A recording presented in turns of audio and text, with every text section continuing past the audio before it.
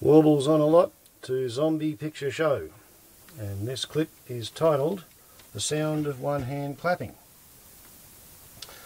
which, if you know anything about Buddhism, and I don't know very much, the sound of one hand clapping is the title of a Buddhist koan, and Buddhists use koans as mind exercises to expand the consciousness of the little baby Buddhists.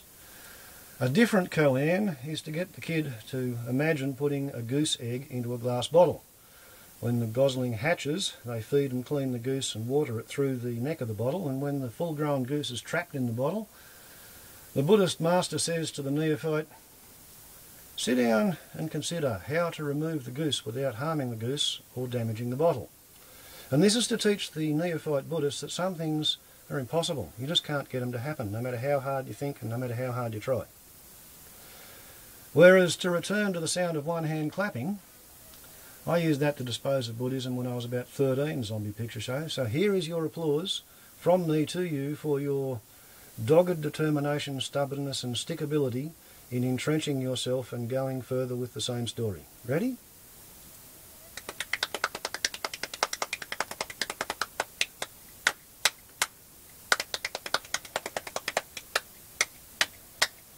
The sound of one hand clapping, Zombie Picture Show. In real life. On a mobile phone with no sound studio. Impossible to fake, isn't it? So you can now go on to become a Zen master, but only if you choose, because the secret of eternal wisdom is to consider the sound of one hand clapping. I'll try and pause this and we'll get on with it later. Now, I mentioned the goose in the bottle,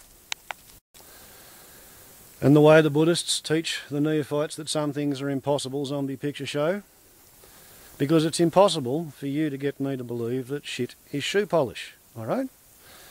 Even if at 36 seconds into your vid you apply to my sense of compassion by saying, "Oh, I'm feeling sick, I haven't taken the right medications."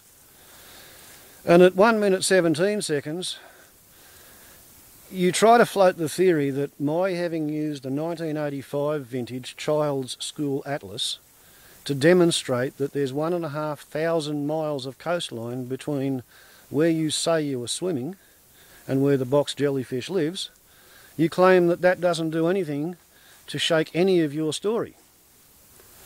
I disagree strongly.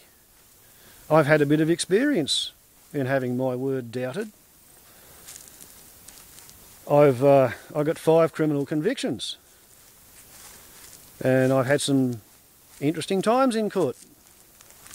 My first criminal conviction was for declaring a false affidavit when I was 18, and I pleaded guilty, even though I had not made a false affidavit.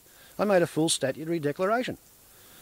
But the law is such a twisty, strange, unreadable beast that the prosecuting detective sergeant, who was in the same Lions Club as my father, said to me, "I want you to plead guilty to this false affidavit charge because it carries a smaller penalty, even though it's a more important offence. It carries a smaller penalty than the full statutory declaration that you actually did make." He said, "If you get convicted of a full statutory declaration, you'll never be able to get registered as a nurse because you can't get registered if you've committed any crime that has a penalty of greater than $1,000 or 6 months imprisonment. The false affidavit leaves you open to perjury charges, which have 15 years as a head sentence. But he said if you plead guilty to this false affidavit charge, then in 3 years' time when you go to get registered as a nurse, they won't be able to stop you." Okay, so notwithstanding the fact that I had to tell a lie in court about the lie that I had told while I was trying to steal $200 from bank card, I was so humiliated I decided not to tell lies after that, right? And, well, apart from DUI in possession of a firearm while under the influence and assault occasioning actual bodily harm and child abuse, I've had other experiences in court, right? Not criminal court, but civil court. And I'm going to show you, just in case you doubt my word, I'm going to show you some evidence of warbles on a lot in the civil courts. You see these bundles and bags, or the bundle and the bag on the bench? Well, let's have a look at it. This little pile here took me 4 years to amass, and as you can see, it weighs 4.5 pounds, right? A pound of paperwork per year with the help of a solicitor, and that was how I come to lose custody of my children, right? Whereas this magnificent collection, which I'll just set up here. I'm going to pause this for a second, but before I pause it, there we have a Salter scale, alright? And there we have the Salter scale reading about 33 pounds from memory. And that zombie picture show is the weight of paperwork that I generated representing myself in the local Court of Petty Sessions, the Children's Court, the Family Court and the Supreme Court of New South Wales, Family Court of Australia that was, in order to rescue my children, right? After I'd lost custody using that paperwork and the help of a solicitor. And of course, if you want to prove something, you have to go about it seriously, right? Department of Courts Administration, right? What do we got here? Ausscript, Family Court of Australia, case number, right? My name, right? Ms. Khan, I plead guilty. Okay, let's get it over with. I plead guilty to everything. Even the charging process is going to take longer than I've got, ma'am. There's 22 allegations. If I'm going to go to prison, I'd like to have it over and done with. Right? Different transcript in front of a judge that time. Court clinics, affidavits of service, psychiatrist reports. Right?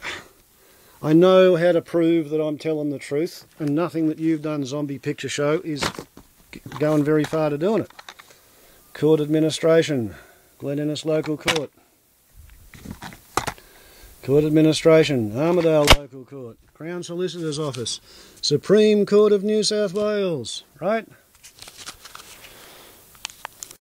I've been in court and I've lost in court for having the tiniest chink in what I was trying to say. A forgotten figure, a forgotten event.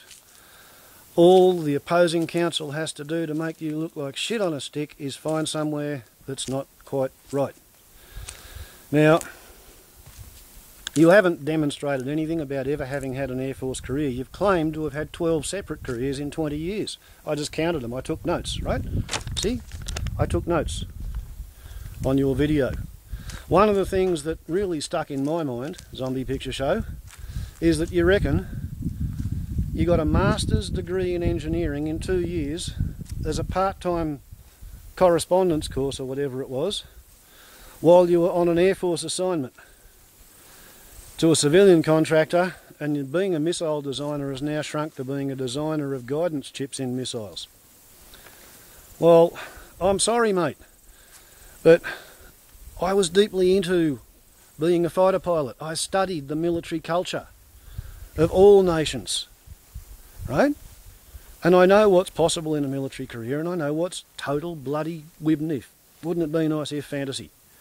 Okay, and all I can do to demonstrate the strength of my belief is show you some of the works that I have pondered and paid attention to, right? So here we go. Okay, now over here what you're looking at is the collected works of Neville Shute, right?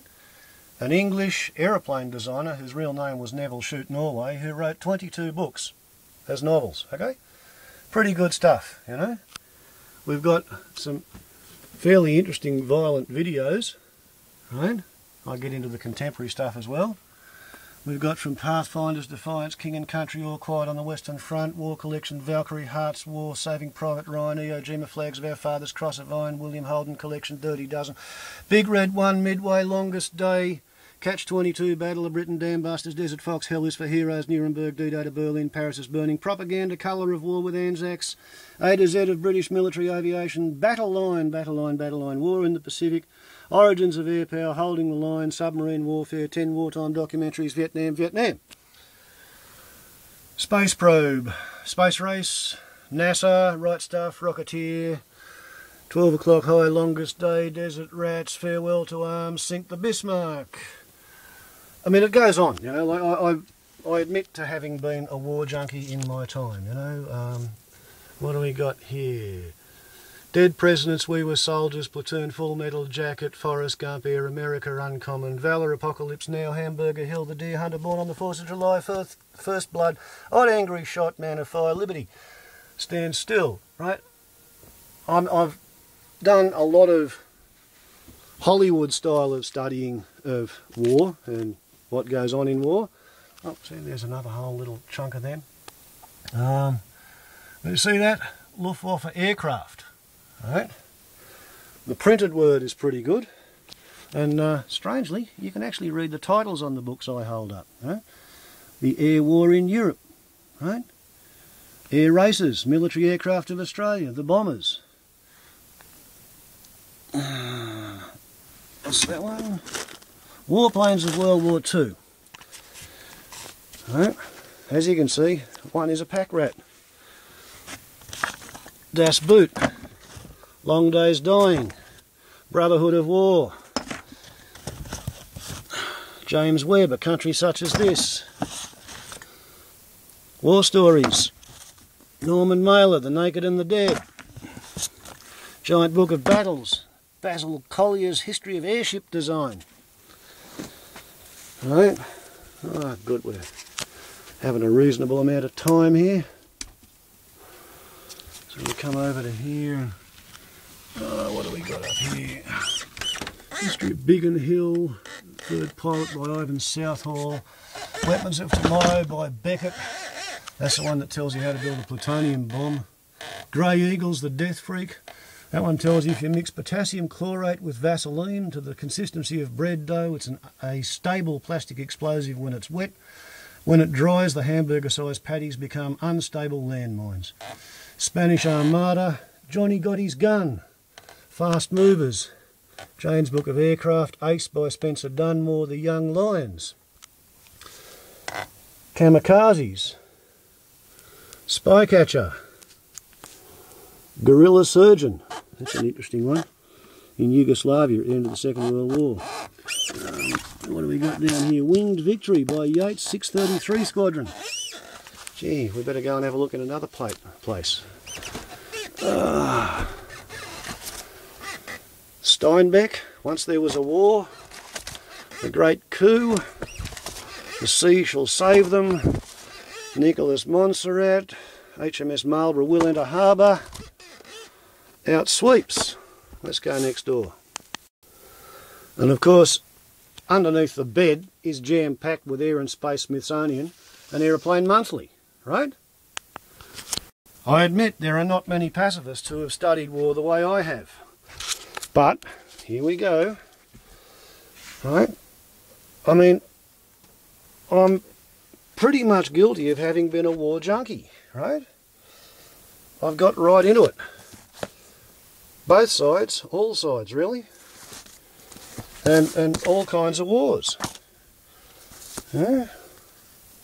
It's one of the things that I'm deeply, deeply into, right? And you just don't ring true. I'm sorry? I'd like you to ring true, but you don't. You see, I remember being a bullshit artist, and I remember nursing 2,000 war veterans, or military veterans, for an average of 10 days each, over a 3-year period when I was student nurse at Concord. So here we come over to the aeroplane trailer. And of course, it too is full of books. General fiction, aviation, right? Here we have pretty exclusively World War II stuff and Vietnam stuff, Meditations in Green, Light Plane Propeller Design and Collection, War and Peace by Tolstoy. You know, there's a lot of it. And there's a bloody lot of books in here. Okay? As well as my crashed aeroplane. And more piles of Aeroplane Monthly. You haven't proved anything, mate. You're a nice bloke and the truth will set you free. So just stop bullshitting, please.